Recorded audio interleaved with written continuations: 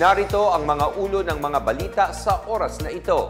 Pangulong Ferdinand R. Marcos Jr. pinangunahan ng pamamahagi ng mga titulo ng lupa sa mga magsasaka sa Pampanga. Responsableng paggamit ng lupa sa kahan, binigyan diin ng Pangulo. Preventive suspension laban sa 16 na tauhan ng DPWH kaugnay ng maanumalyang flood control projects iniutos ng Office of the Ombudsman. Pamilyang apektado ng habagat at tropical cyclones Mirasol at Nando pumalo na sa mahigit 17,500 ayon sa National Disaster Risk Reduction and Management Council.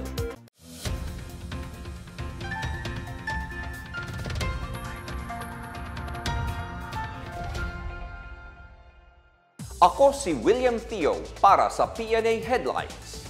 Nanawagan si Pangulong Ferdinand R. Marcos Jr. sa mga magsasaka na alagaan ang kanilang mga lupang sakahan bilang kontribusyon ng pag-unlad ng bansa. Pinungunahan ngayong araw ng Pangulong Marcos Jr. ang pamamahagi ng titulo ng lupa sa mga magsasaka sa seremonya sa Bren Z. Diao Convention Center sa San Fernando City, Pampanga.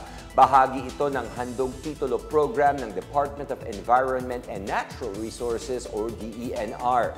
Sa kanyang talumpati, nagpapasalamat si Marcos sa mga magsasaka sa kanilang pagsusumikap tungo sa isang masaganang kinabukasan. Hinimok ng Pangulo ang mga magsasaka na maging produktibo at gamitin sa tamang paraan ang kanilang mga lupa. Iginiit niyang mahalaga ang kanilang mga lupa sa pagtitiyak ng seguridad sa pagkain at agricultural productivity ng bansa. Sabi niya na ang responsableng paggamit ng lupa ay magdudulot ng masaganang buhay. Nangako rin si Pangulong Marcos Jr. na pabibilisin ang mga proseso sa gobyerno, lalo na sa pagrehistro sa kanilang mga titulo para sa kanilang mga benepisyaryo. Bukod sa mga titulo na mahagi ang Pangulo kasama si DENR Secretary Rafael Lotilla ng Land Patent at Deeds of Sale para sa humigit kumulang 520 benepisyaryo. Namigay din ang DENR ng nasa 5,000 seedlings. Kasama naman ng Pangulo si Social Welfare Secretary Rex Gatchalian sa pamamahagi ng tig-10,000 piso sa halos 3,000 magsasaka.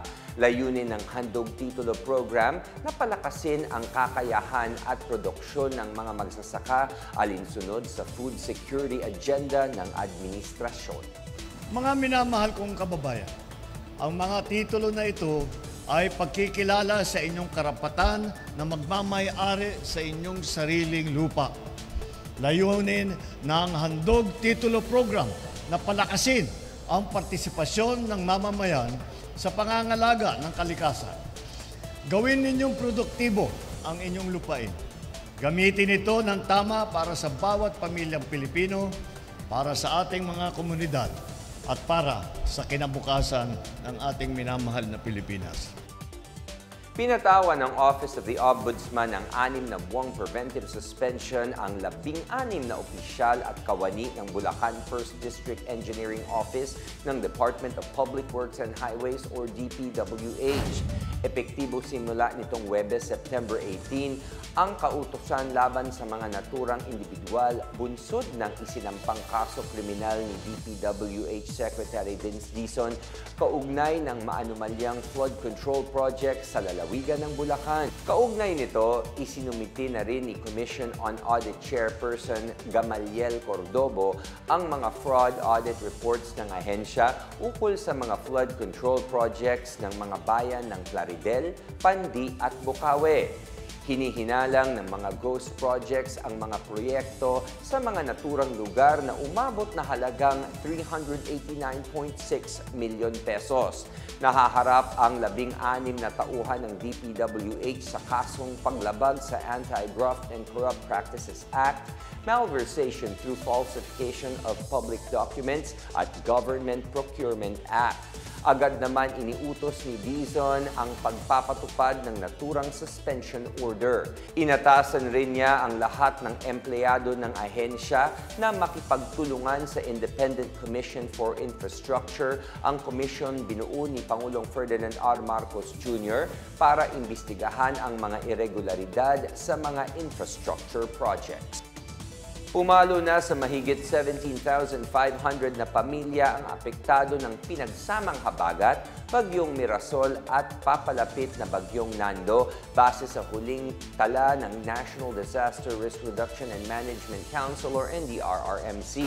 Ayon sa report ng NDRRMC, nagmula ang mga ito sa mga barangay ng Cagayan Valley, Cordillera Administrative Region, Central Luzon, Bicol Region at Western Visayas. Dagdag pa ng ahensya, mahigit 108 na pamilya ang pansamantalang nasa evacuation centers habang 197 naman ang nakatanggap na ng tulong habang naninirahan sa ibang lugar. Wala namang kumpirmadong nasawi dulot ng masamang panahon mula pa kaninang umaga. Ang mga numerong nabanggit ay maaari pang magbago base sa ginagawang verification at validation ng mga otoridad.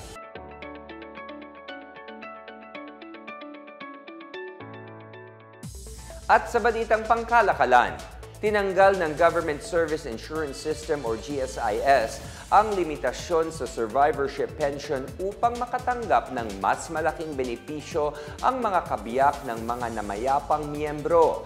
Alinsunod ito sa Republic Act No. 8291 or the GSIS Act of 1997.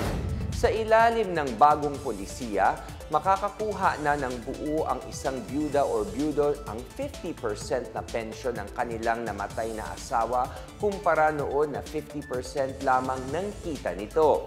Samantala, muling i-compute ang pensyon ng mga naapektuhan na pension cap habang makakatanggap ng buong pensyon ang mga susunod na benepisyaryo. Ayon kay GSIS Officer in Charge, President and General Manager Juliet Bautista, ang pagtanggal ng pension cap ay makakatulong sa mga benepisyaryo na makakuha ng benepisyong nararapat para sa kanila. Samantala, inumpisahan na ng Albay Electric Cooperative ang pagtatayo ng 2 substations na matatagpuan sa Daraga at Ligao City. Nagkakahalaga ang proyekto ng 387 million pesos na mula sa National Electrification Administration.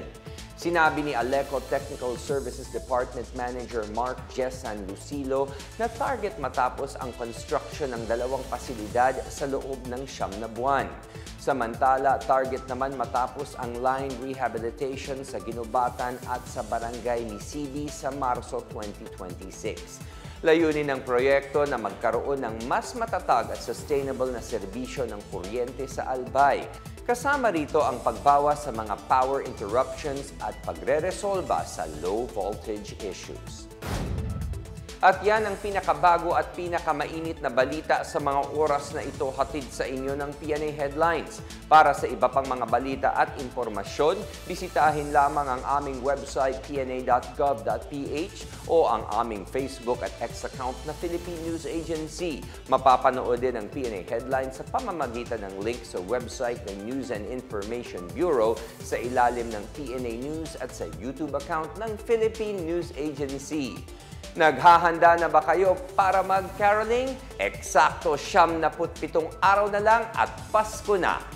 Ako si William Theo, ito ang PNA Headlines, naghahatid ng mga balitang nagbubuklod sa bagong Pilipinas.